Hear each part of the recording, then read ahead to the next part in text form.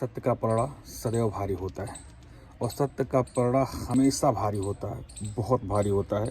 यही कारण है कि सत्य के प्रकट होने का समय भी लंबा होता है। सत्य धीरे धीरे प्रकट होता है और अपने इस लंबे सफ़र में उसको हज़ारों प्रकार की परेशानियों से जूझना पड़ता है, क्योंकि झूठ का पलड़ा बहुत कमज़ोर होता है, बहुत हल्का होता है, लेकिन झूठ का वेग आवेग बहुत तीव्र होता है और उससे भी कम उसका जीवन काल होता है।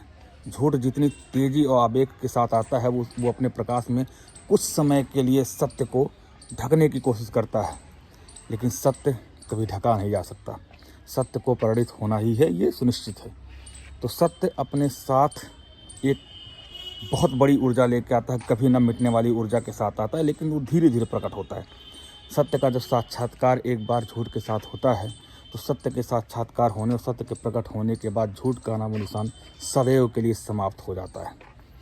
सत्य को बहुत परेशानियां हो सकती हैं, सत्य को झूठ से दो चार होना पड़ सकता है। झूठ के आवेग के सामने कुछ समय के लिए उस पर विश्वास भी खत्म हो सकता है लोगों का, लेकिन विश्वास मानिए कि सत्य कभी भी छुप नहीं सकता।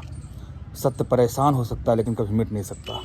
सत्य परेशान हो सकता है लेकिन सत्य कभी पराजित नहीं हो सकता। सत्य हमेशा जीतता था, जीतता है और जीतता रहेगा। सत्य के साथ जीने वाले इंसान को हमेशा जीवन में प्रकाशवान ही मिलता है, जीवन में वो सफल ही होता है। हो सकता है कि सफल होने में कुछ समय उसको लग जाए।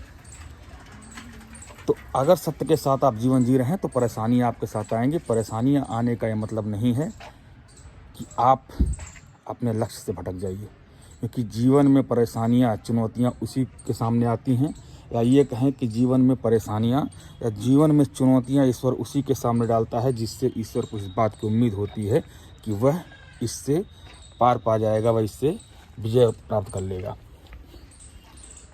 समाज में कभी भी नकारे इंसान के सामने किसी भी प्रकार की चुनौती को नहीं दिया जाता। तो अगर आपके सामने समस्याएं आ रही हैं, चुनौतियाँ आ रही हैं, दिक्कतें आ रही हैं, तो मान के चलिए कि आपको उत्थान का समय आ चुका है। आप अपनी और वेग और अधिक ऊर्जा के साथ आगे बढ़ते रहिए। सत्य के साथ जीवन जीजिए, क्योंकि सत्य के साथ जीवन जीना ही सुख का सबसे अंतिम लक्ष्य है। सत्य के साथ अगर आप चल रहे हैं तो आपको जीवन में कोई भी पीछे नहीं छोड़ सकता, क्योंकि याद रखिए कि सत्य परेशान हो सकता है, पराजित नहीं।